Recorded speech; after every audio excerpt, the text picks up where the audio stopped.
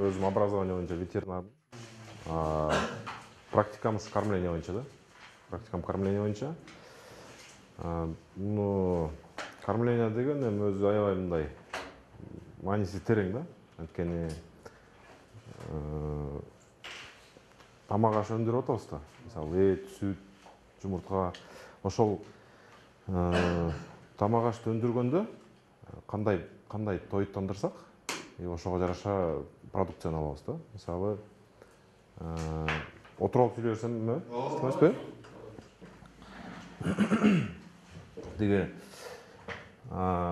кандай тоюп берсек, ошондой продукцияны алабыз да. То есть организмдин түзүлүшү өзү тамактануудан башталат да. Тамактануу кандай туура болсо, оору сыркоодон алыс болот. Оору сыркоодон алыс болсо уже экологически таза, эч кандай антибиотик гемоозу жок, уже продукцияны алабыз да. Ошон үчүн эмне кылышыбыз керек? Туура ингредиенттерди тандашыбыз керек. Мисалы, промышленный эмеде, производстводо тоок болобу, бройлер болобу, эт болобу, сүт болобу, биз деген малды өзү багуудан эметип атабыз да, чектетипчи. Бир жерде туруп атат. Мисалы, тоок эметсек, бир помещениянын ичинде канча деген тоокты кармап алып багып атабыз. Ошон үчүн алар только биз берген нерселерди аркылуу гана эметилат да, тамактанулат. Ошон үчүн ошол жерге келгенде бере турган ингредиенттерибиз туура болуш керек да. Мисалы, жүгөрү, буудайды ала турган болсок, көп болбош керек ичиндечи. Микотоксин деп коет. Ошолор организмге кирсе, отравление болот кадимкидей элечи. Кадимкидей отравление болот. Отравление болгондон кийин обмен нарушаться этилет. Обмен нарушаться этилгенден кийин организм слабыйлашат чөт дагы, ар кандай оору сыркоого чалдыгышы мүмкүн да. Анан антибиотик беребиз. Антибиотик бергенде, антибиотик деген организмден чыгышы кыйын да. Киргенден кийин көп убакыт керек да. Мисалы, данный случай бройлер болсо 38-45 күндө уже союп салабыз эткечи. Эгер ошол периоддо антибиотик берилген болсо, уже биз деген эт менен элге антибиотикти берип атабыз да. Азыр мисалы байкасаңар, тиги балдар ооруп же бирдеке больницага барып калсак, биринчи, экинчи поколение антибиотиктерди колдонбойт эч кимчи. Абсолютно колдонбой калышкан да. Чувствительность жок болуп калган ужечи. Бүт баарын биз дегенде Союз кулагандан бери ветеринария аксап, элдер билбестик кылып антибиотиктерди колдоно берип, уже эт, сүт аркылуу антибиотиктерди жей берип өзүбүз, уже чувствительность жок да. Ошол себептен ушул жака аябай маанини көбүрөөк буруш керек да. Составление рациона дегенде эмнеден эметебиз? Ар кандай ингредиенттер бар. Мисалы, эме өтөлү. Мындай мини презентация дайындай келдим. Ошо презентацияга эмете турган болсок, корм менен продукция кандай бири-бирине байланышы бар. Бул деген бири-бирине түстөн түз байланышы бар. Ошол малыбызга берген тоют аркылуу биз өзүбүз жей турган продукцияны өндүрүп алабыз да, ошону жейбиз да. То есть канчалык бийик деңгээлде продукция берсек, ошол багып аткан мал жандыбызга ошончолук качественный продукцияны ала алабыз да. Экинчиси, биз өзүбүзгө мисалы тамактанганыбызга менен аябайбыз эч кандай эменичи. Мисалы, жакшы качестводо тамактарды жейбиз, өзүбүздүн ден соолугубузга не болуш үчүн ар кандай комбинировать этебиз да. Мисалы, эт, жумуртка, балык, жер жемиштерди, эмелерди жейбиз, витаминдерди, эмелерди толук алыш үчүн. Ошондой эле малга дагы ошондой тоюп бергенге аракет кылышыбыз керек да. Бул учурда комбикормдор, полнорационный комбикормдор болуш керек. Анан макро, микроэлементтерин толук камтып туруп, анан кийин тоюттандырсак, ошондо малдыкы дагы кормлениясы здоровый болот дагы, и өзүбүз алган продукция дагы ошондой болот да, здоровый. Буга кандай кылып эме кылабыз? Мисалы, рациондордун азыркы бүгүнкү мезгилге ылайык ар кандай добавкалар бар да. Мисалы, ошол көгөрүп кеткен дан микотоксин организмге кирип кеткенде дальше организмди отравление кылбаш үчүн добавкалар бар. Ошолорду кошушубуз керек. Нейтрализация кылып турат. Бул баары пищеварение убактысында боло турган процесстер. Ошолорду мындай толук аябай көңүлдүү, болгон көңүлдүү ошол жака көбүрөөк буруш керек да, чтобы бул жерде рационду составлять этип коюп анан кийин кормить эте бериш керек эмес, а именно ошо рацион составляться этилип келгенге чейинки момент кандай жүгөрү алып атабыз, мисалы буудайды кандай буудай алып келип атабыз, анан рациондун технологиясына көңүл бурушубуз керек. Мисалы ГМО кошулуп атабы, кошулган жокпу, ошол жагы көбүрөөк көңүл буруш керек. Анткени эмнени берсек ошону алабыз да. Ошон үчүн рациондорду составлять этерде эгер өзүңөр корм жасайм десеңер, бул жерден ингредиенттерди биринчи өзүңөргө түзүшүңөр керек. Эмне ингредиентти мен таба алам, постоянно эмне ингредиент менен иштеше алам. Ошол ингредиенттерге жараша анан кийин ар биринин составында эмне бар, ошону билиш керек биринчи. Составында эмне бар экенин билгенден кийин анан уже тооктордукунда, именно тооктордукуна кайрыла турган болсок, обменный энергия менен сырой протеин экөөнүн балансы болот. Обменный энергия менен сырой протеин, анан кальций фосфордун балансы болот. Ушул жерден көңүлдү бура турган жер эң эмеси ушул жерде. Обменный энергия менен сырой протеиндин отношениясы, анан кальций фосфордун отношениясы болуш керек. Обменный энергия бизде багып атсак, мисалы бройлер же тоокто ала турган болсок, бройлер ростко өсүш үчүн алган эмесин энергиясын кормдон алат дагы энергияны полный ростко жумшайт. То есть 100% кормдон алган энергиясын кайра эле ростко жумшайт да. Ошол моментте ростко кете турган мындай строительный материал деп койсок, протеин. Ошол протеин энергия бири-бири менен баланстуу болуш керек да, экөөнүн ортосунда отношениясы бар. Ошону так мындай кармаш керек да. Мисалы бройлердики 280 килокалория энергиясы болуш керек. И протеини где-то 22-23%. И кальций. Кальций менен фосфор организмдеги обмен веществи нормализовать этет. Ошону тууралайт да. Ошон үчүн бул жерде эң мындай маанилүү нерсе кайсы минералдарды колдонуп атабыз, кандай минералдарды колдонуп атабыз. Ошол маанилүү да. Анан ушунун баары толук осваиваться этилиш үчүн эмелер бар, ферменттер бар. Кормго кошулчу ферменттер. Мисалы организмдин пищеварениянын основасы бактериялардан турат да. Пробиотиктер бул готовый бактериялар организмди сразу заселить этет да. Пищеварительный трактка кирип участвовать этип баштайт. Кормду жеп баштагандан баштап. То есть алып аткан злаковыйлардан энергияны толугу менен бөлүп чыгарыш үчүн организмге өзүнө көп убакыт кетет да. А эгер ошону дополнительно заселение кылып организмге киргизип берип тура турган болсок, тоюттун аш болумдуулугунун пайызы дагы күчөйт да. Анан эмеде протеиндики эң мындай высокий источниги, эң эле көп источниги протеиндики соя да. Азыркы моментте бизде соя колдонобуз да.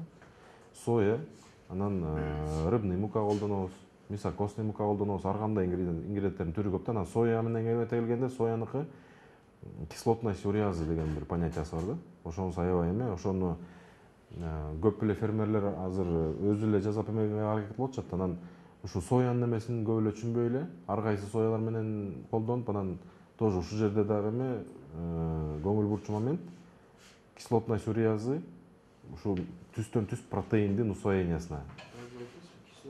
Кислотность уреазы. Кислотность уреазы деп коет. Ошо сырой протеиндин усвоениясына түстөн түз эме да. В чем ошибка? Ошибка фермеров то, что соянын производителдери көп да. И технология переработки сои тоже аябай көп да. Мисалы экструдированный болот, полножирный болот, шроты болот, көп да түрлөрүчү. Ошонун ар бирин өзүнчө подход менен иштеш керек да. Рационду бир жерден табат дагы, анан ошол рацион менен эле жасай берет да. Ошол рацион менен жасай берет.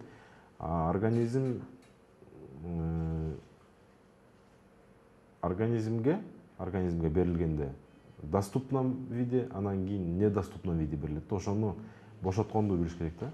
Рецепттер менен освобождение болуш керек да. Анан ошондой болуш үчүн эмне керек? Бул жерде рационду мындай любой эле киши отуруп өзү түзүп коюшу кыйын да, анткени мисалы жылдап окушат бугачы. Көп жылдарды коротушат, окушат, анан кийин еще түзүп баштап и дальше окушат да, анткени ар бир ингредиенттин антипитательный факторлору болот. Ар бир ингредиенттикичи. Анан ошолорду комбинировать эте келгенде бири-бирине дагы мындай противоречиялар болот ингредиенттердикичи. Ошол моменттерди соблюдать этиш керек. Ошон үчүн лучше мындай колдон келсе специалисттерге кайрылып, туура рациондорду түзүп, кормленияны тууралап алса, бул жерде ветеринарный оорулар да исключаться этилет. Организмдин обмен веществи нормада иштеп аткан болсо, иммунитети күчтүү болот. Иммунитети күчтүү болсо, ооруларга чалдыкпайт и уже дальнейший потребление антибиотиков уже отпадает, да? И здоровый мындай благополучный хозяйство болот, да? Бройлерди ала турган болсок, бройлердики багуу мөөнөтү деген 35-45 күн. Примерно эң кыска мөөнөттө өсө турган ушу эмеде бройлер канаттуулардын арасынан. Анан мунун особенности энергия менен протеиндин потреблениясы аябай көп да. Мисалы, обычный несушканы ала турган болсок, энергия менен протеинди аз потребление алат да, кальцийди көп потребление алат да. Анткени жумуртка берип атат да, каждый день жумуртка берип атат, а жумурткага кете турган эң основной материал бул кальций да. А бройлердики энергия менен протеин. Кыска мөөнөттө эметип атпайбы, өсүпчү. Эч кандай ооруга чалдыктырбай, эч кандай мындай проблемасы жок өстүрүш үчүн туура корм. Эң эле важности бройлердики туура корм, помещениянын микроклиматы куп-кургак болуш керек. Корму требованиясына жооп берген корм болуш керек. Ошондо бройлер айтылып аткан ошол 35-45 күндө өзүнүн жете турган весине жетип союлуп кетет да. Буга 3 түрлүү корм түзүлөт. Старт, рост, анан финиш. Ошол старт, рост, финиш дагы ичинен экиге бөлүнөт. Максимальный рост белого мяса деген бар. Ак этке өсүш керек. Же болбосо общий эле мышечный массаны өстүрөт. Ар кандай эмеде өстүрөт да. Төш этке. Рациондор примерно ондай болуп түзүлөт да. Составы растительный, анан кийин биохимический процесс менен алынган ингредиенттер. Например, если какие-то курсы пройти или при помощи технологий уже можно, да, в частном хозяйстве производить? Да, можно производить. Биз именно ушу менен иштейбиз да, биз частный фермерлерге балансированный, 100% сбалансированный рациондордун рецепттерин түзүп, именно ориентируясь на те хозяйства, мисалы, ар кимдин возможносттору кандай да, бирөөндө буудай бар, бирөөндө жүгөрү бар дегендейчи.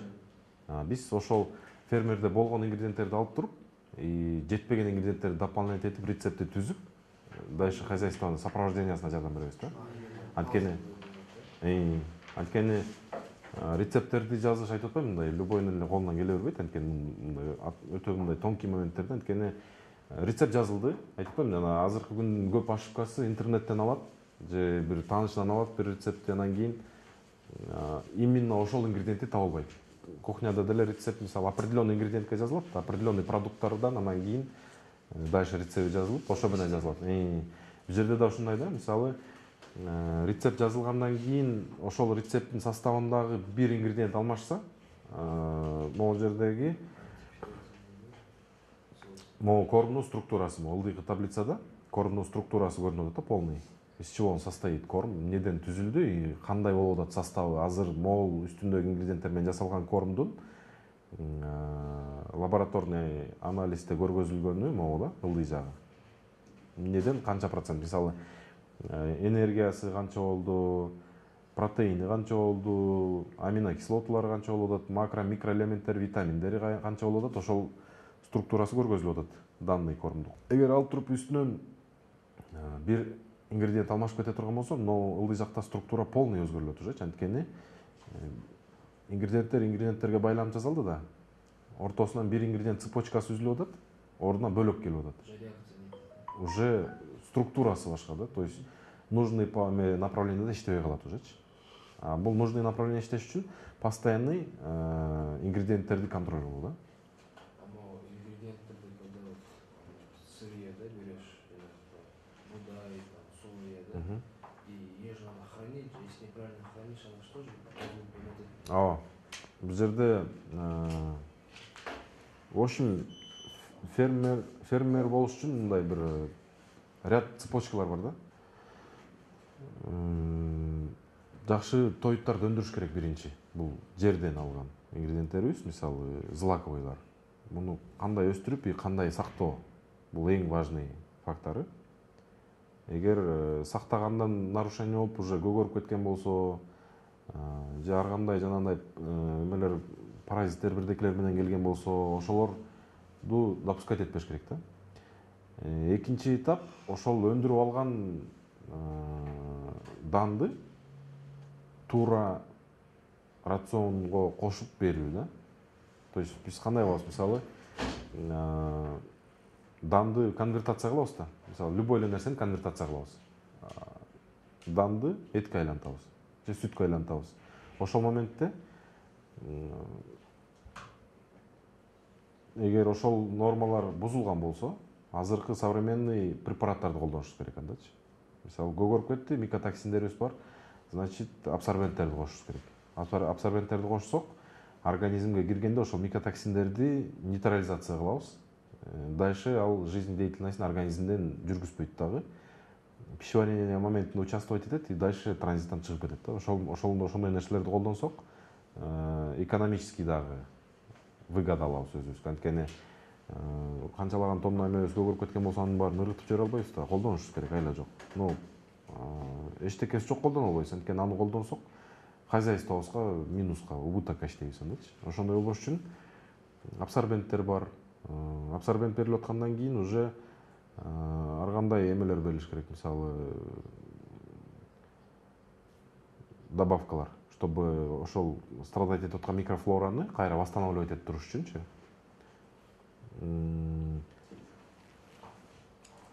Мындай жана эме өйдө жакта высокотехнологичный эме деп жазылып атпайбы? Высокотехнологичные кормовые добавки в рационах сельскохозяйственных животных. Ушул жерде добавкаларга жана айтылып аткандай эле ферменттер, пробиотиктер, фитобиотиктер, БМВКлар, концентраттар, аминокислоталар, витаминдер, в общем, азыр кошо турган кормдун составын жакшырта турган добавкалар аябай көп. Производительдер дагы, ушул продукциянын түрлөрү дагы көп да. Ушуларды колдонуп, рациондорду туура түзүп алып, иштөөгө мүмкүнчүлүк азыр эмеде, жеңил, аябай жеңил. Бул не только бройлердики, не только несушканыкы, вообще в общем эле животноводствода, анткени муну союз убагында эле колдонушкан да. Союз убагында эле колдонушкан. Просто союз кулап калгандан кийин унутулуп калган бул нерселердин баары. Ошонун баары акырын жанданып келатат да азырчы. Мисалы союз убагында эмне үчүн эт, сүт эменин баары мындай показательдер аябай эме болгон го, күчтүү болгон го. Жалаң ушундай технологиялар колдонулган да. Кормовой добавкаларды кошушкан, нужный моментте берилчү жерлерден кормдорун беришкен. Ошон үчүн мындай показательдер жакшы болгон да. Мисалы чет мамлекеттерде эмне үчүн азыр сельский хозяйствосы аябай развитый. Кормлениясы туура да. Подход, вообще хозяйствону жүргүзүүгө подходу туура.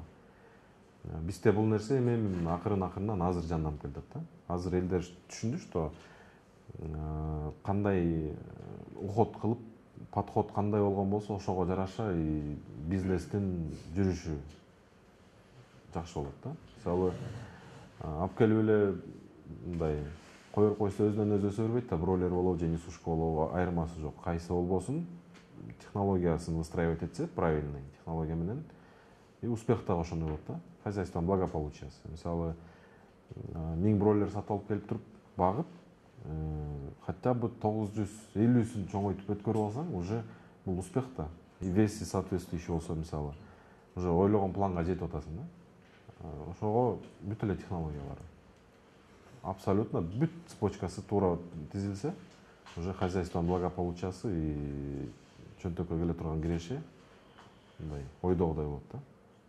Ошон үчүн составление боюнча эгер мындай суроолоруңар берме болсо, суроо жооп жакшы да негизи. Эмне суроолор болсо берсеңер. По-любому жака силер азыр составление жазган күндө деле болбойчу.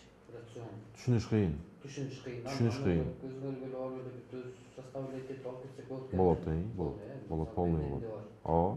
Мындай дандар бар. Ооба. Азыр бияка жазганда толуктуу жазып койдум. Түшүнүш жана. Жок, бияка жазганда основнойлорун жазып алышыңар керек. Эмнелерге көңүл буруш керек. Рациондорду. Основасы кор болгондон кийин катойло ошондой рацион эмес катформа алып иштеген жакшы болот. Бул эми мындай спорный вопрос да.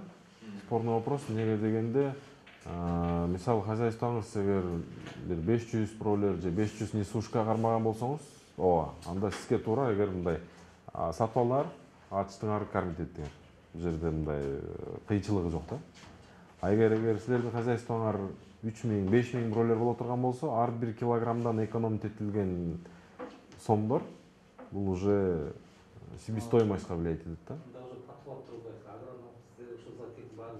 Жок. Ал хозяйстволор уже башка хозяйстволор, алар чоң уровеньдеги хозяйстволор. Мисалы, азыр ар бирибизде эле жер бар, ар бирибизде эле хозяйстволор бар. Ошонун мен кандай десем, ар бирибизде мисалы дан өндүрөбүз. Примерно. 80% Кыргызстан өзү буудай себет, арпаны себет дегендей, жүгөрүнү себет, чөбү бар. Анан ошону колдонуш керек да, туура. Кантип колдонобуз? Мисалы, концентрат деп атпайбызбы? Концентрат сатып алган балким выгодныйраак силергечи. Концентрат деген БМВК, мисалы, белково, минерально витаминный частин кошуп коет, калганы кошулбайт да. Мисалы, силер үйүңөрдө менде буудай бар, мен ошого аралаштыргандай кылып жасап бер десеңер, балким силерге ошол выгодныйраак. Өзүңөрдүн үйдө турган данды жөн тургузбай иштетип ийгенгечи. Ушундай моменттер бар да.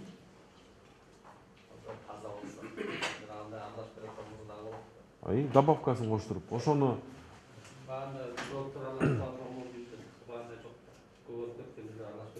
аралашпайт. Ошондой моменттерди мына толук эметиш керек да. Бизде кандай? Бизде взаимосвязь кыйыныраак да. Взаимосвязь мындай туура болсо, менде мына жүгөрү бар, бирок көгөрүп кетиптир.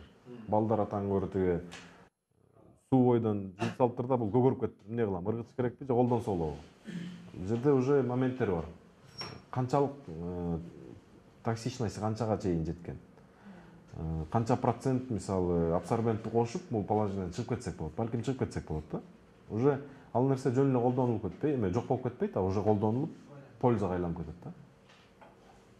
Жүгөрү эктен жакшы, буудай арпа 2 гектар жер бар да. Ар кимге ар кандай да. Мисалы, канаттууларга эң энергияга бай бул жүгөрү. Буудай. Жүгөрү, буудай.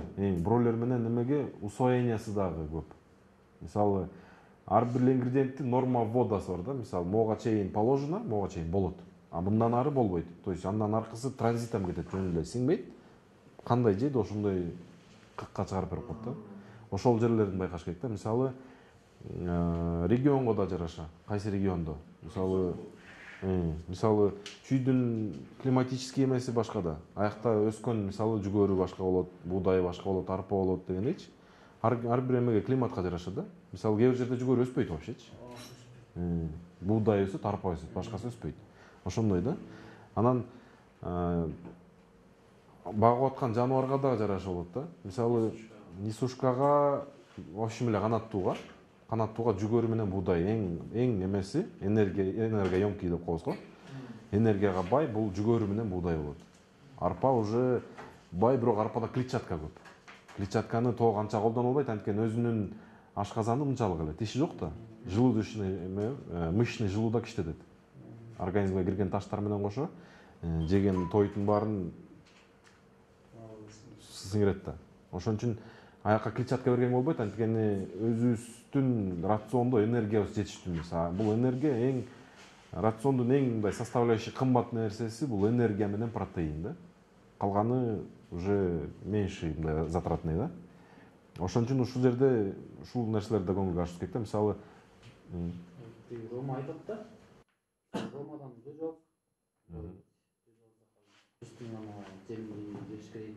айтып аткан да, Жок, ал балким жаза фото берсе кандай болот? Ромада эле ушу менен рецепт алат. Ошондой эле. Ромада эле ошо мындай эмелердин баары эле келет да рецепт алышат да баары элечи. Бул жерде мындай эмес. Канаттууларды өзүнүн требованиясы бар. Ошол требованияга соответствующий корм жасалса өсө берет. Бул жерде кормдун составлениясы ичинде камтылган ингредиенттери туура болуш керек. А Рома айтып атканын маанисин туура эмес түшүнгөнсүздөр да. Рома деген айтып атканы ал ушундай өзү башканы берме деген эме. башканы мындай, мисалы барып туруп жүгөрү менен, жалаң жүгөрү менен бакпа деген мааниси да. Мисалы ошол бройлердин потенциалы бар, ошол потенциалды ачыш үчүн өзүнө керектүүлүүчү аш болумдуулук, мисалы требованиясы ошол кормдун ичинде болуш керек да. Ошонсуз болбосо ал только жүгөрүдөн ала албайт. Анткени жүгөрүдө керектүү нерсеси, мисалы любой эле рациондун 60% түзөт злаковыйлар. Жүгөрү болобу, буудай болобу, калганы уже белковый, витамино, минеральный, аминокислотный часть болот да. Ошону айтып атат. Мисалы бройлерди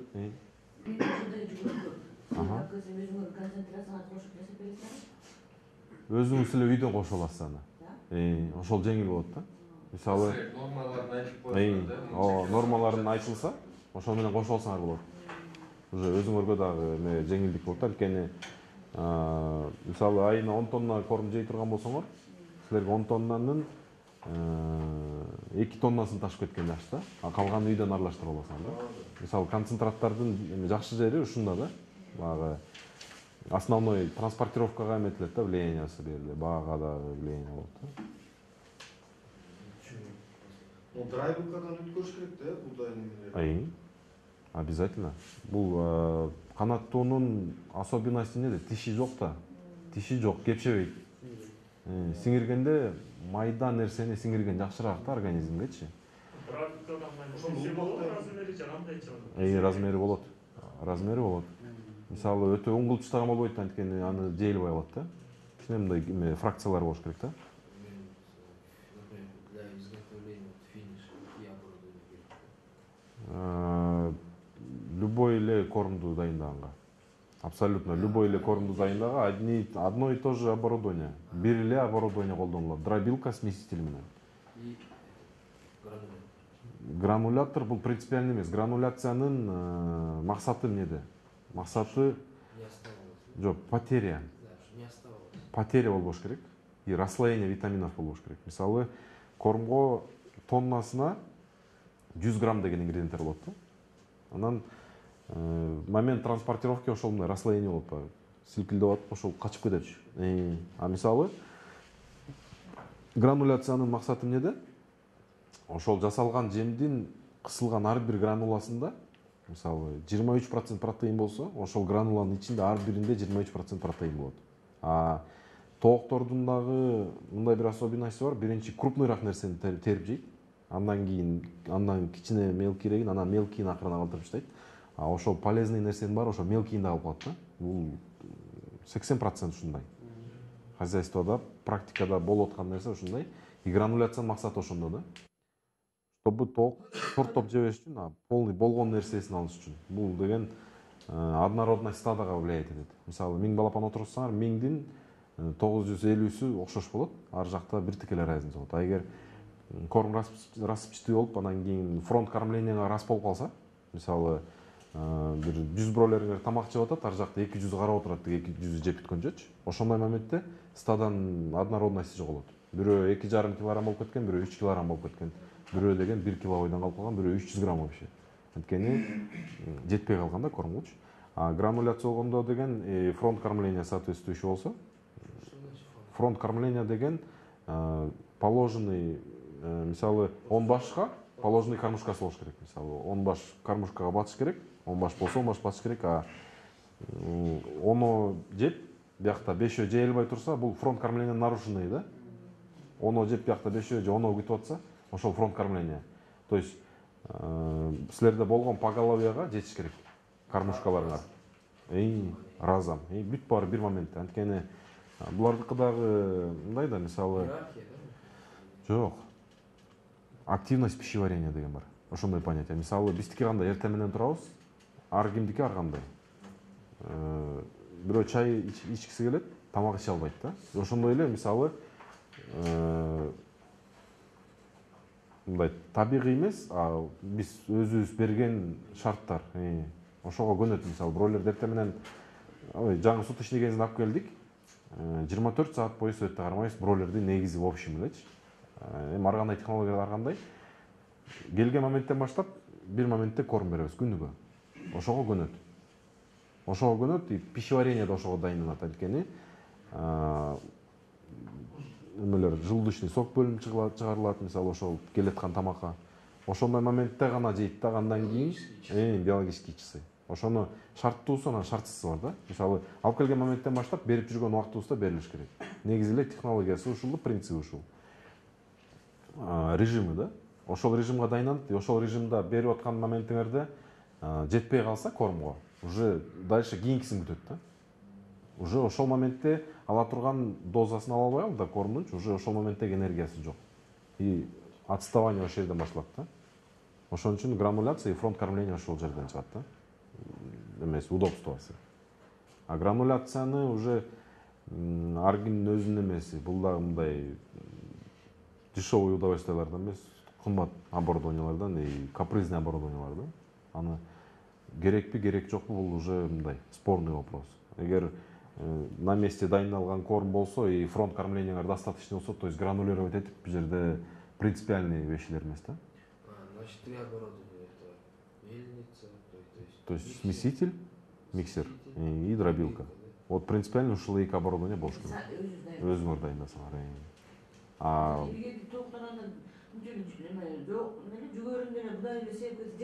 Жок, домашний тоок менен бройлердин айырмасын вообще алмаштырбаш керек да. Анткени домашний тоок бул свободада жүрөт, боштондукта жүрөт, өзү каалаган, өзүнө керектүү нерсени ала алат.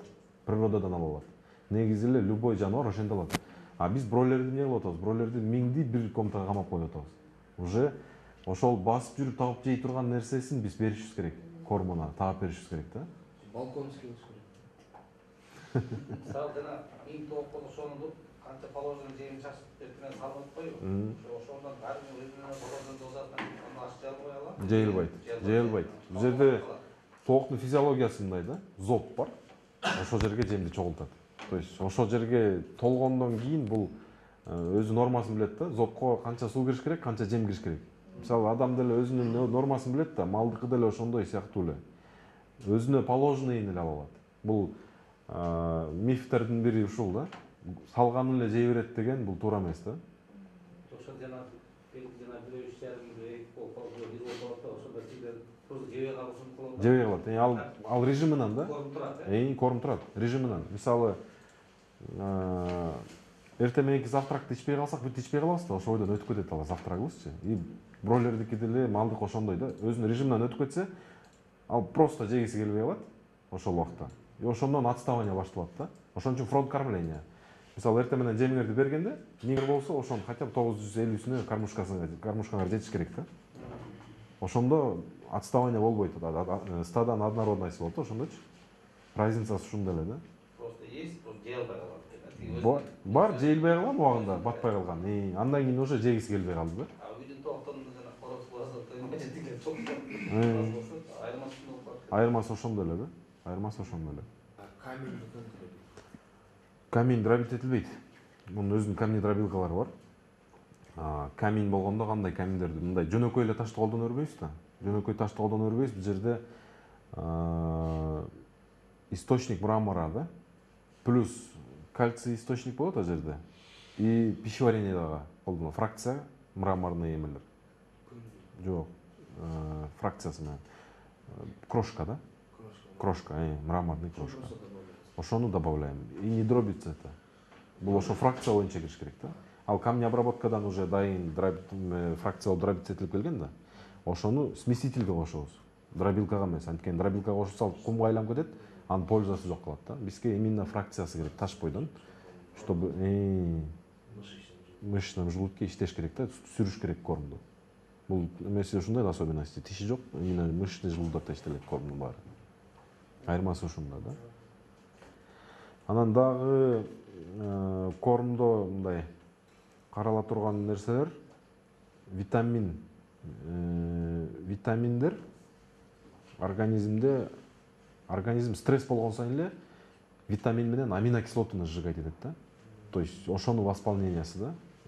Кормго положенный кошулуш керек дагы и еще дальнейший профилактический мероприятиялар болуш керек. Бир айда бир жолу, эки жолу, чтобы ошол коротулуп кеткен аминокислоты менен витаминный комплексти восстанавливать этип туруш үчүн перорально суу менен бериле турган аминокислоталар, витаминдер бар да. Ошолорду профилактически бир айда бир эки жолу, 3 жолу кайталап коюп турса, росттун темпи токтобойт да.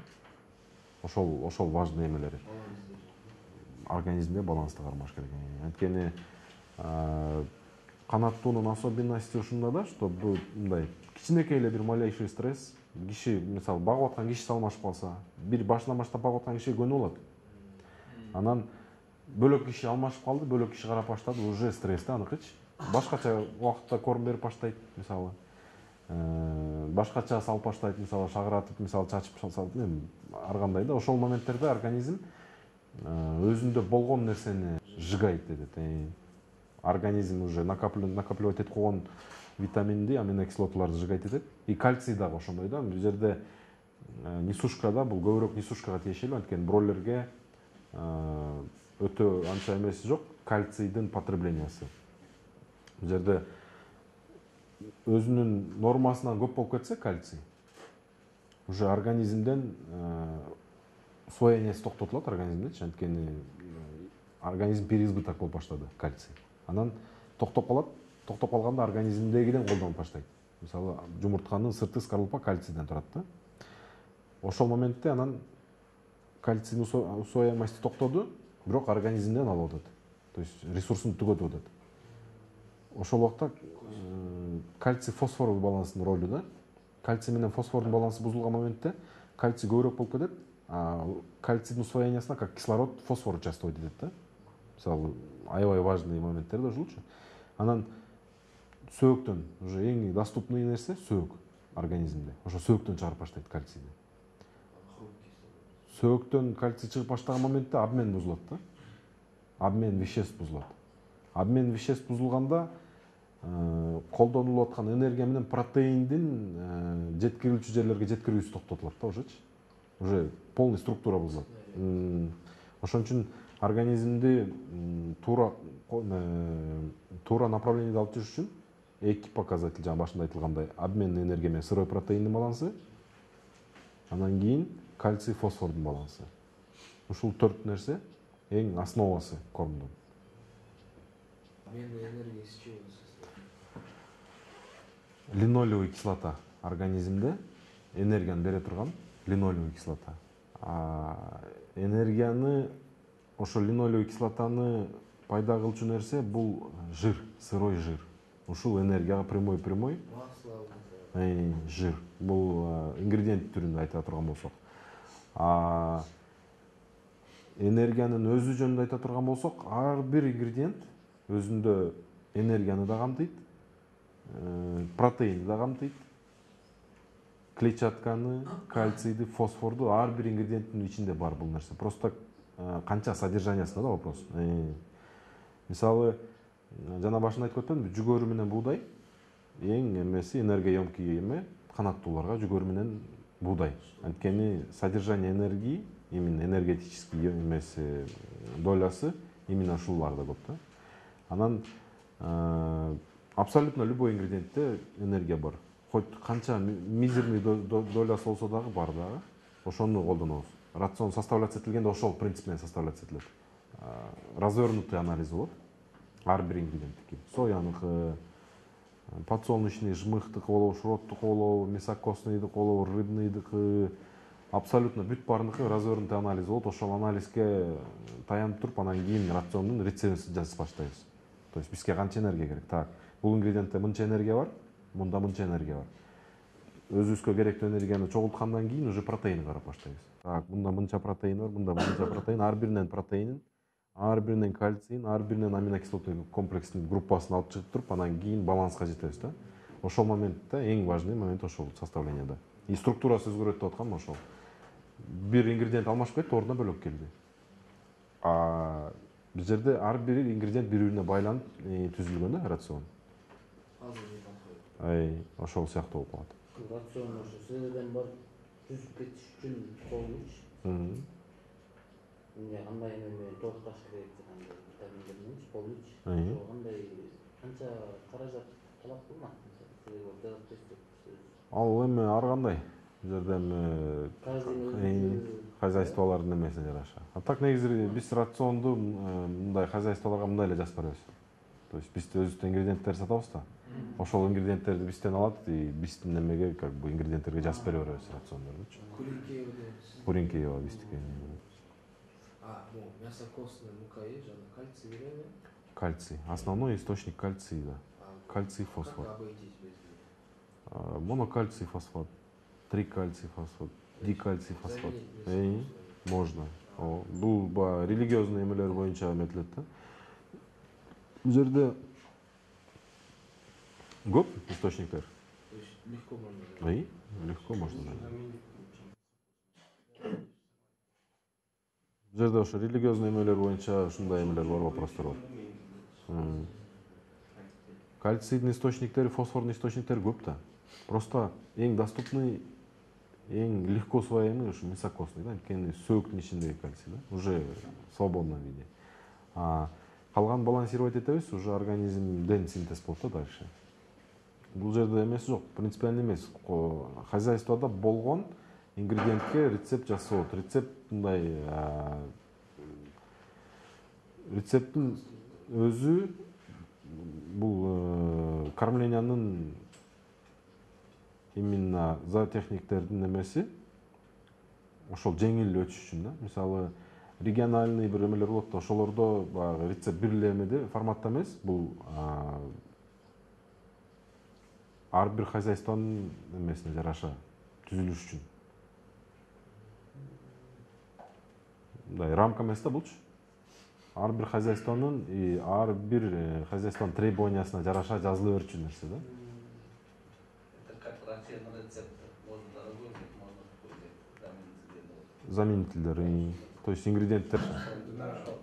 Стамбулда соответствовало. Мисалы бирөөнө мисокоска жакпайт да. Вот вообще кошпойм дейт мисокоска. Значит, рационду башкача түзүш керек. Без мисокоски да. Бирөө жок, мен мисокоска кошом обязательно дейт. Анткени өзүндө бар же баасы жагып атат дегендей эми ар кандай эмелер менен. Жок. Бул рыбный влиять этиши мүмкүн, анткени рыбный да дам эмес, жыт вкусовой влияние жок. А так жыт болушу мүмкүн да забой моментинде. Охлаждение болгондон кийин ал жыт эле жок болуп кетет. То есть мисокоскада андай эме жок.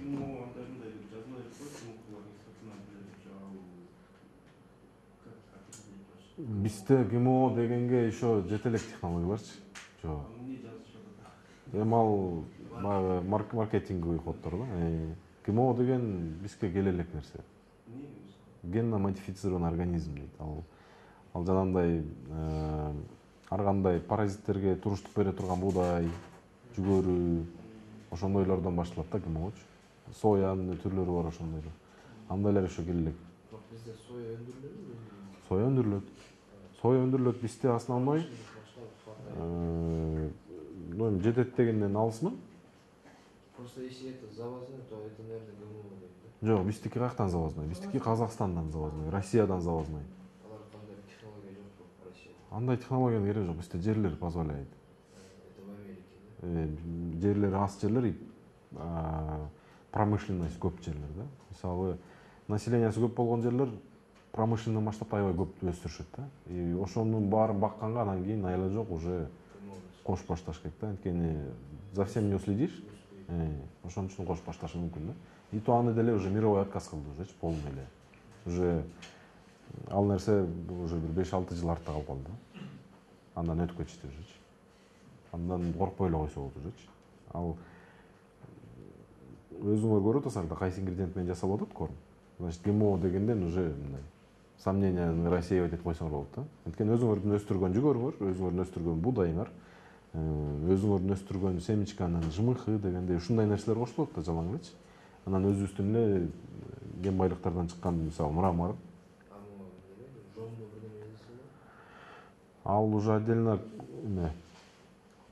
КРС-ке. Только Только КРС-ке. курица. Жоқ. Из Толоко чего состоит? толоко кереги жок нерселер да. Ал волокнолор калат, клетчатка калат. Клетчатка. В основном клетчатка калат. Еще заменить, да? Жоқ. Клетчатка толоко кереги жок нерсе да. Канаттууга кереги жок нерсе. КРС-ке эң керектүү нерсе клетчатка. Чтобы заменить этот. Ичмени заменить ете албайт эч нерсе. Жок, энергия. Мисалы энергия жок канча жомдочу. Жомдо волокна бар. То есть ал өзүнчө да тетрагонитный клетчатка деген бир понятие бар. Ошол жакка керектүү нерселер да. Мындай ичмени бирдекени ингредиенттер бири-бирин мынтип толугу менен заменить этип чыта албайт. Взаимозаменяемый болот, эми дополнение калы. Толугу менен бирдекени заменить этип чыташ мүмкүн эмес да. Кыйын. Анткени Только химия можно, да? анчалык химия, корм мындай дорогой болуп кетет да. Только растительная основа. Эң эле эмеси растительная основа. Андан ашык эмес, андан кем эмес. Ошондо хозяйствонар благополучный мындай немеси жок. Анан биздеги эмелер мондай жана концентраты деп атпайбызбы? Биз ушундайларды эметебиз, азыр разработка кылып уже чыгарып баштап атабыз. Просто добавь зерна деп. Ошо калган нерсесинин баары ичине аралашылган. Именно зерновой частьтан башкасы да. Үйгө келип пакетти ачып, положенный норма ошо зерновойн кошуп туруп эле аралаштырып бере бермей. Бул жерде бүт жаныбарлардын баары камтылып атат азыр. Канаттуулар, уй баласы, жылкы баласы дегендей бүт баарына уже готовый. Абсолютно бүт баарына. Концентрат. Пакетти алып ачып туруп эле зерновойн аралаштырып дальше бере беребиз. Бул жерде зерновойн бул жерде ар кандай процентный соотношениялар бар. 16%, 16%, 15%, 20% эми ар кандай случайга да. Могу жүгөрү булдайлар мисалы үчүн көп жыл туруп калган болот, кампадачы 3-4 жыл ошолор эчтеке болбойт. Эчтеке болбойт. Эчтеке болбойт. Бул жерде жок, влажность эле терет да. Влажность эле жогот. Бул жерде купкургак болуп калат да. Купкургак болгондо дагы влажность бар. То есть абсолютно кургак калышы мүмкүн эмес да. По-любому канчадыр бир процент влаганы содержать этет. То есть негизи злаковойлордун канча көп турган болсо ошончо жакшы да. Конечно 5 жыл 10 жыл эмес, анчага тургузуп кереги жок да. Жок. 1 ай 2 айдан ары да. Анткени 2-3 жыл турган болсо айырмасы жок. 2-3 жыл турган болсо деле кете берет. Сен эме кылып атпайсыңбы? Амафосфет мындай эме кылып жанагы будайга немесин бербей анткени сиз кара көзө бир нерселер орлар бар го, ошолордо кайра жана кызылдар менен дарылайсыз да. Жок, ал неме да? Ал жизнедеятельностун токтоткончо ошол нерседен арылып калат. Өсүмдүктө өзү дагы. Мисалы, химияны колдонуп атпайбызбы? Ал өсүп атат. Аныкы да кадимкидей обмени бар өзүнүн ичинде. Ал өз организмде ошондой. Келген химиядан кутулат, таза дан берет алчы. Чоколад ошон сылап айырмасы бар ошондо бакчыбыйдан. Кандай? Арбуз артында чыгып атпайбы? Дая болуп чыккандарчы. Анда мындай арылбай калды. Арбузлар карылып кетти ошондо. Ошол Айырмасы неде? айырмасы бул деген өзүнүн жашоо мөөнөтүн толук токтотуп бүтүп атат да өзү. Арылып жетишип атат да. Алма жетишпей калып атат. Ал берилген убакыттан, үзүлгөн убакытта калып калып атат да, алмадан еще толук чыга элек болот. Таза болуп калат да. Таза болуп калат. Организмдин өзү ушундай да. Бүт эле организм өзү ушундай. Бизде 60-га чыккан, 70 чыккан жок болот. Жок. Бул организм башкача. Бизде консервация боло берет. Көп нерсе консервация боло берет. Защитная функция. Ошон үчүн жана башында айткандай эле антибиотиктердин организмден чыгышы кыйын. Эмне үчүн? Антибиотик кормлениянын немеси важности эмнеде деп жана башында айтылгандай, организмди обменин туура кармап, иммунитетин эң бийик деңгээлде кармалса, антибиотикти и ветеринарный ооруларды мындай исключать этип койсо болот. Только ушу за счет кормления. Кормление правильный болсо, иммунитет жакшы болсо, ооруга чалдыкпаса, антибиотикти бериштин максаты жок уже. Антибиотикти албаган жаныбардын эти бул экологически таза эт болуп саналат уже. Анткени эч кандай антибиотик организмге кирген жок. Есть же еще это природные антибиотики. Алар природный. Природный деген природныйдыкы кандай? Ал деген организмге зыяны жок. Ал природанын өзүндө болгон нерселердин баары зыяны жок. А биз деген антибиотикти деле природадан алабыз. Просто көп масштабта и концентрациясы көп. Мисалы, ал природада болгон антибиотиктердин составы вообще мизерный да, ал капля в море болуп калат. А биз берип аткан антибиотиктердин концентрациясы 200 килограммга бериле турган антибиотиктин дозасы превышать этет да. То есть ал не только ал этте калып, еще кишиге дагы кирип кетет дальше. То есть балдарыбыз жесе, балдарыбыздын чувствительности жок уже антибиотикке. Больницага бирден колуп барсак, 4-5 поколение антибиотиктерди колдонот. Эмнеге? Анткени андан ылдыйкка чувствительности жок организмде. Анткени аны уже биз жумуртка менен жеп койгонбуз, сүт менен ичип койгонбуз, ушундай нерселер да. Ошон үчүн ушуну жакшылап контроль кылышыбыз керек да. Вообще эч качан антибиотикке жакын жолбош керек. Лучше последствиясы менен барып өткөнгө караганда алдын алып коюш керек да. Последствия менен барып өткөн ошондой болот. Антибиотик ичкенден кийин уже полный процесс токтолот. Антибиотик деген полезный флораны дагы и бесполезныйды дагы өлтүрөт. Ошо именно эмне менен барып өтсөк, ошону өлтүрөт и бизге керектүүсүн дагы өлтүрүп кетет дагы. Плюс ошондон бүт болгон антибиотик деген через почки выводиться этилет. Ошол процесстин баарын эметкенче биздин өмөбүз жетпей, союп ар жака сатылып кетип атпайбы. Биздин күндөгү азыр бул мындай плачевный ситуациянын бири ушул да. Ошон үчүн ошону исключать этишибиз керек. Только через кормление. Кормление правильно болуш керек. И мисалы антибиотик канча күн же канча ай жеп? Минимум 18 күн. Минимум. А так бир айдан ары жүргөн антибиотиктер бар. Бул антибиотиктин группасына и поколениясына жараша болот. То есть бройлерге бул ни в коем случае колдонулбаш керек нерсе да, антибиотик. И тоокко дагы ошондой. Анткени жумурткасы эмеде да, производстводо да. Жумурткасы бизге колдонула турган пищевой продукт.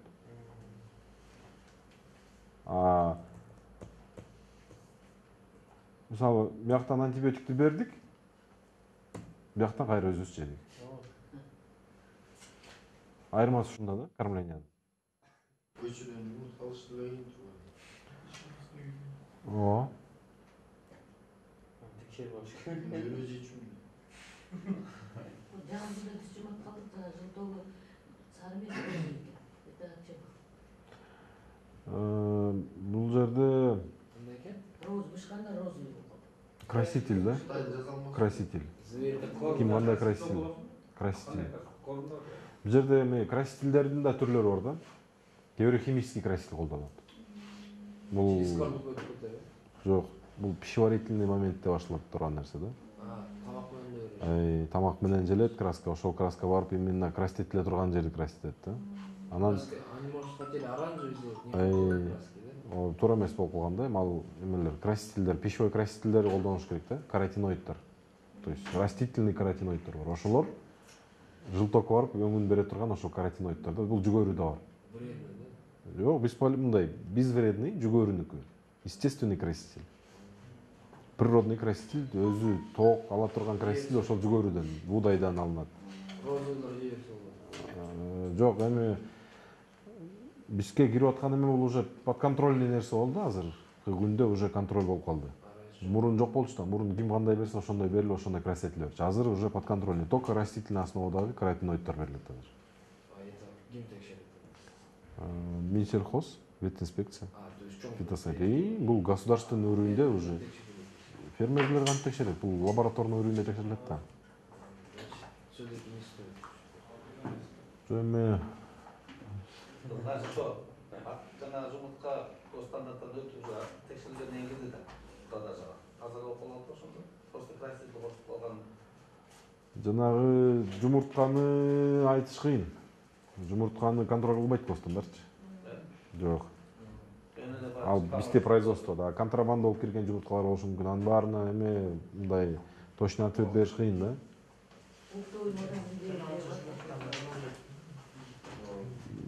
Эми биздин Кыргызстандын производствосу жумуртка өндүрүлүшү боюнча 40%-ын даже покрывать эте албайбыз.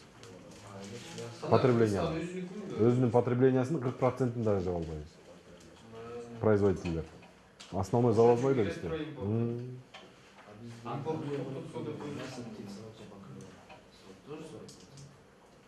Получается ошондой да. Эгер жумуртканы 40% кылып атсак, этин даже андан дагы аста. Эти боюнча канча? Эти боюнча бүт эле завозной болчу да. Азыр мына мондай эмелер болуп, кичине семинарлар болуп, мындай курстар болуп, бройлер бакканга элдер кызыгып, 1000ден 2000ден багып, азыр бройлердин поголовьосу миллионго жете элек ошо.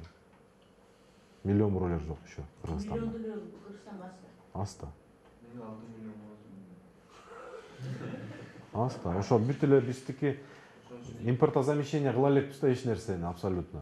Только тиги эти может именно говядина, баранинаны импортозамещение кылып мындай ага необходимости жок да. А калган продукциябыздын баары эле импортозамещение. Аз количествода келет да, бирок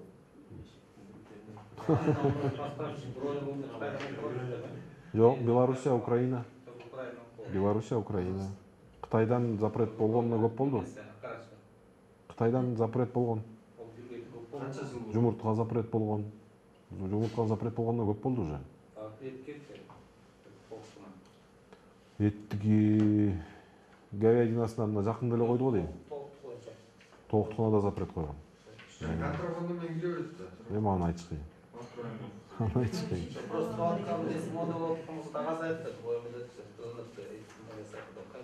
Биздики башынан эле бул эме да. Дефицитный. Башынан эле жеткире албайбыз. Жумуртка 40% потреблениени даже жаба албайбыз өзүбүздүкүн. Ошон үчүн бүт завозный. Анда импортту жумуртканы токтотсок, бизде баасы көтөрүлүп кетет. Көтөрүлдү го. Азыр көтөрүлбөдү. Уже? Азыр көтөрүлүп баа жакшы болуп туруп атпайбы? Негизи эле. Быйылкы жылдын эмеси баягы жумуртканын баасы, эттин баасы, бүт баарын эле баасы жакшы болуп атпайбы? Бул негизинен эле жакшы, фермерлерге деле жакшы. Жакшы болду. Күчөп калса дагы азайып баштап Негизи эле замещение кылышыбыз керек да. Ушул нерсенин баарын өзүбүз өндүрүшүбүз керек. Ушул нерсенин баарын өзүбүз өндүрсөк, өзүбүздүн фермерлерибиз ошол жака берилген акча ошо биздин фермерде калса ошол жакшы да бизгечи.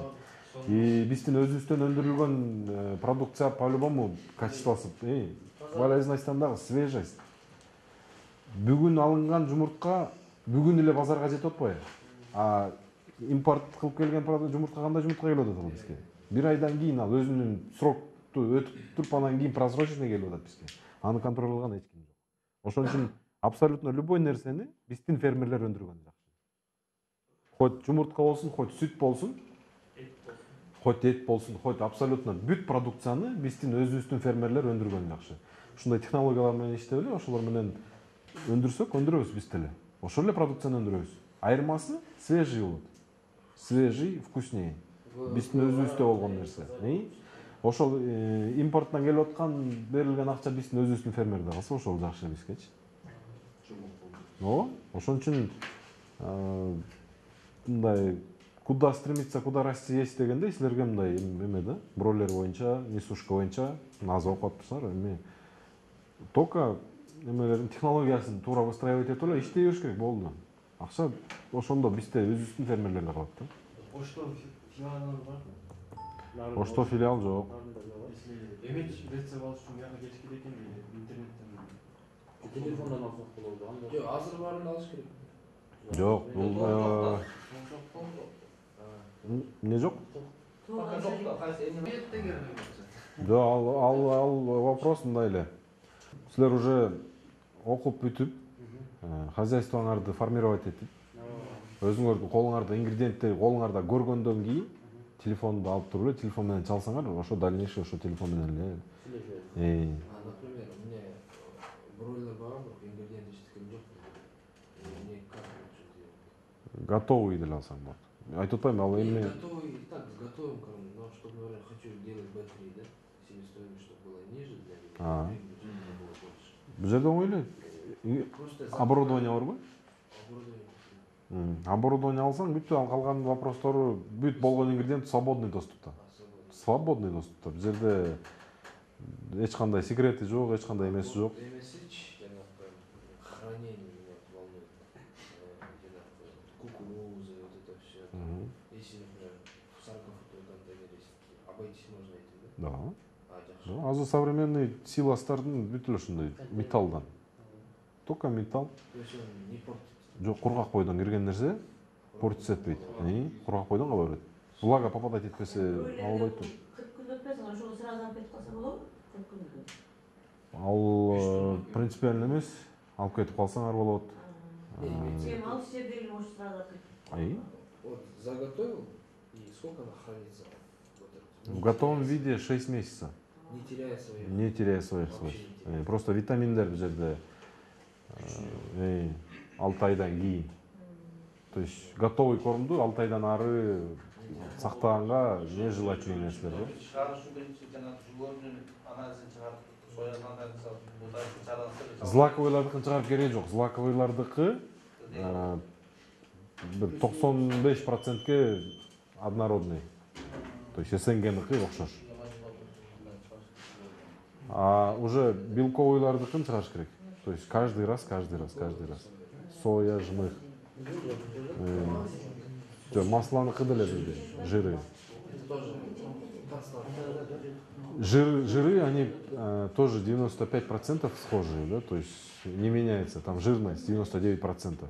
Оно не может измениться и стать 100%, да? под воздействием чего? Перекисное число. То есть жиры, перекисное число, ачить май. Ошону текшериш керек. То есть перекисное число был повышенная кислотность калып да? То есть кислотность тоже надо отслеживать. Если повышенная кислотность, у него изжога будет? Ошол сыяктуу да? То есть организм желчты көп бөлүп баштайт да? И у нее начнет расти. Жок, расти эмес, наоборот, желчтин чрезмерный көбүрөөк чыгарып баштайт да, чтобы справиться с перекисным числом. То есть майда, майдыкыдагы мете турган нерсеси, майды да көп количествода алып сактап койгон болбойт да, ошондочу. Ингредиенттердин арасынан май бузулат, ачып кетет. Калган күн тийбеш керек да, күн тийбеш керек и бирдей комнатный температурадан эмеси желательныйраак да. Силердин кормуңар дали басашы Ар кандай. Ал баа стабильный эмес да. Рынок стабильный эмес го, ошондой эле баадагы мындай колебанияда болуп барат. А сейчас B3 B3 деген финиш. 30-50 гол дейм. Корм сатасыздар силер? У вас лаборатория каждый раз проверяет? Жок, ал центральный лабораторияда. Независимый хлебная инспекция. То есть аякадагы абсолютно любой доступу бар да. Ошол жактан эле текшерилет и ошолордун сертификаты да. То есть, например, Мындай на память точно айта албайм. Где-то 30, 50, 31, 32 да? Примерно ошондой да? нет, я к тому, то, что, например, я сейчас Оазис Агро беру по 33,5, да, и беру ваш корм. То есть он будет по калориям идентичный, да? То есть по усвояемости, по вот этим. Качество будет такое. Мындай да? Смотря, что они делают. Аларга равняться этип жасабайбыз биз точно да? Биз полный требованиясына. То есть определенный породанын, определенный жаныбардын өзүнүн возрастына жараша требованиялары бар.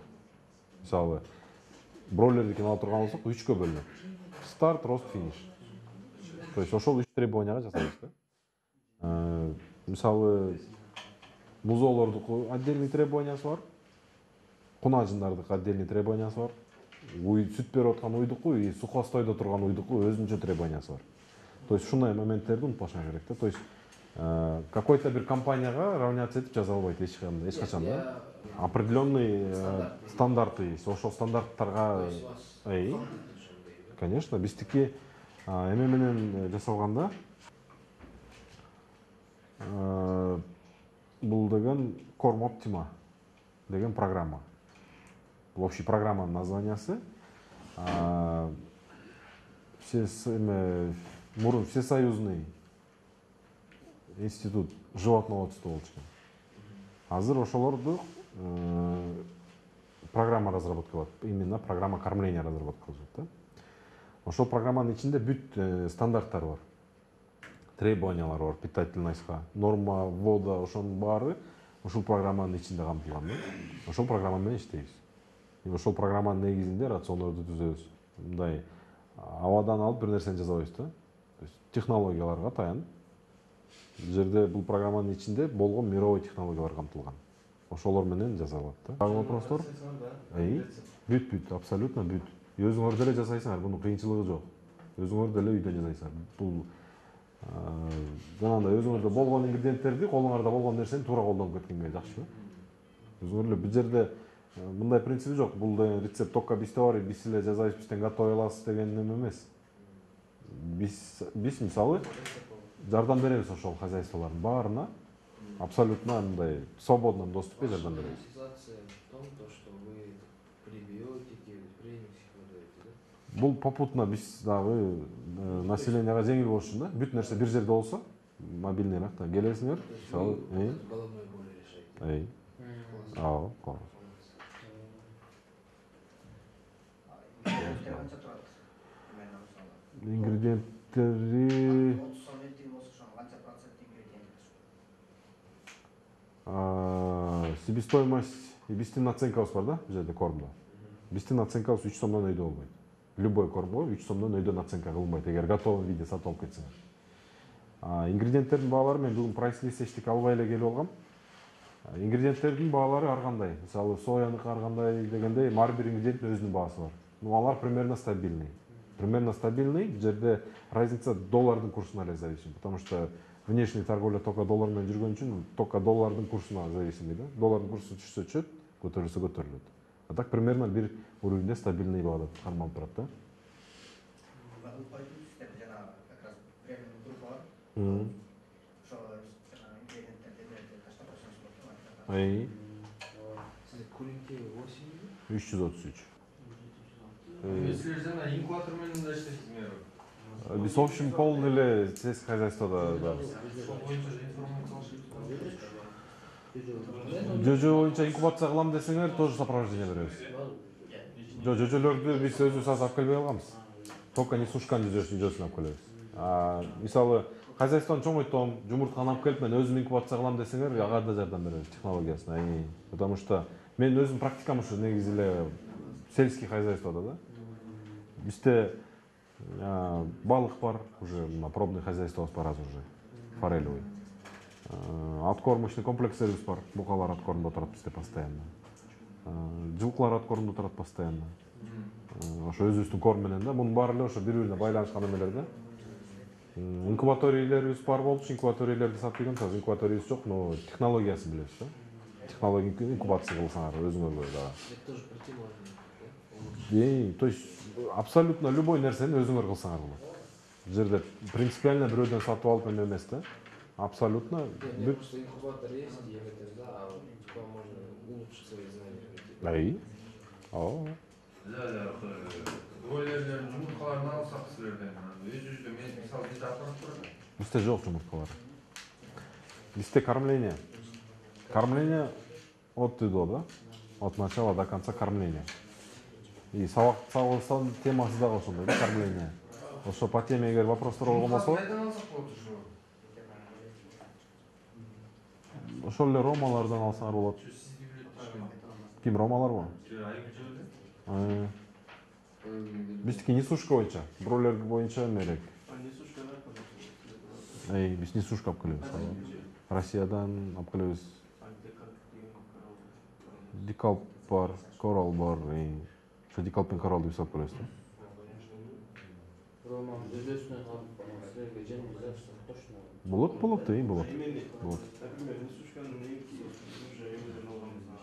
Кийинкисин силерден алсак болот, баары Жок, өзүңөр ошону чайлык кыласыңар. Тоже бирөөгө переплачивать этпейсиңер. Мисалы 300 канча сомдон албай, 100 канча сом менен жумуртка жете аласыңар да уже. Коркунучтуу экени бул времени мындай Вакцинация. То есть технология. Бул жерде коркунуч жок. Тоже технология. Технология эле болду. Только технологияны колдонуш керек. Суточныйдан алыш керек, суточныйдан өстүрүш керек. Бул жерде деле кормление. Основной кормление. То есть суточныйдан баштап 3 айлыкка чейин жеткирип өзүңөр 3 айдан дагы 2 ай күтүп туруп өзүңөр жумурткасын алган силерге выгодно, фермерге ошол выгодно да. Чем 3 айлык готовый дап келип еще 2 ай багып анан жумуртка жеткенден көрөкчү. Суточныйдан алдыңар, бактыңар өзүңөр 3 айга чейин. весин карап. Только технология. Полный ошол эле технология. Температурный режим, кургак болуш керек, жеми соответствующий болуш керек. И вовремя график вакцинации. График вакцинации бир эле. Суткасы менен жазылган аякта, прям расписан, кайсы күндө кандай вакцинация болуш керек. Кичинекей эле теория болсо, дальше практикага өткөрүп кетиши, бройлер багып атасың, ошондой эле да. Ошондой эле балапан. Мисалы бройлерди дарап келе атасың, экөөнүн айырмасы бройлер 65 грамм болсо, тигил 45 грамм. Айырмасы ушул эле. Экөө тең эле ошондой эле балапан. Бизден суточный балапан аласыңар да. Суточный балапан аласыңар. Несушканы бул жерде бройлер менен несушканын айырмасы ушул жерде да. Мисалы бройлерди корозун деле тоогун деле отуруза бересиңер. Экөө тең этке кете берет. Экөөнүн тең веси жакшы да. Жумуртканы өндүрүүдө силерге корозтордун вообще кереги жок. Жумурткадан чыкканда 50 на 50 тоок короз чыгат. Ошону ажыратыш керек да. Анан суточный возрастында салына турган вакцинасы бар. Именно принципиально салыныш керек деген вакцинасы бар. Ошол вакцинаны сала албайсың. Анткени ал азотту сосуд диорда сакталып туруш керек да вакциначы. Ошол жери эле кыйын. Готовый уже вакцинированный балапанды алып багып кетиш кыйын эмес. Корозун алмаштырып бересиңер да? Билесиңер. Ооба. Как надо? Ал өңүнөн болот. Өңү тоогуда корозда ак болот да, ошондой эле болот. Алардыкы оперениясынан болот. Крылья да? У тех сверху длинные, да? Өзүнүн технологиясы бар, ошол технология менен сортулат. Канча сомдон болот баалар? Так, несушканыкы 70 сомдон да. Суточный Суточный курочки. Вакцинация 5 суткада Сайылганы менен, ошонусу готовый. Ушуну айылын алсак Жок. болот. Кайсы болду? Таза түшүнүш. Дробилканы? Дробилкан бизде китайский болот. Бизде биякта жасагандар уже местный производительдер бар. Бар. Бар. Ценалары ар кандай 500 граммдыкы башка баа, тонналыгыныкы башка баа дегендей. Ну, примерно где-то 2000-2500 миң доллар бир тонналыгы да. Бул жерде дробилка смесители менен. Уже комплект. Вакуумный и шнековый подачасы менен эки модификацияда. Но Кормду есть какие-то особые хранения на мясе? жок. Требования? Сухость. Болду. Күн тийбеш керек, суу болбош керек. Болду. Если он разрушает внутри витамины, Любой эле температурный воздействие абсолютно любой эле нерсени бузат.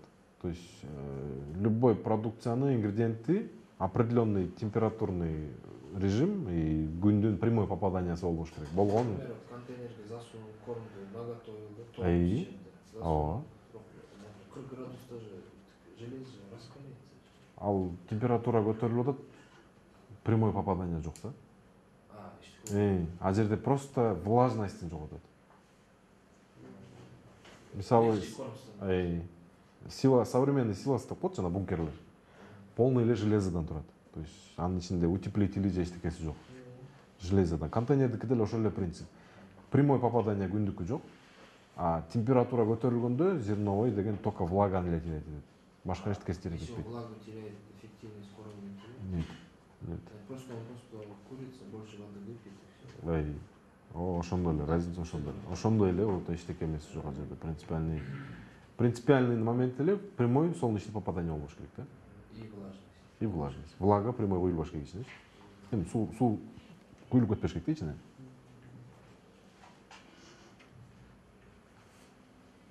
Дагы вопростор? Понятно дело. Да, скажем.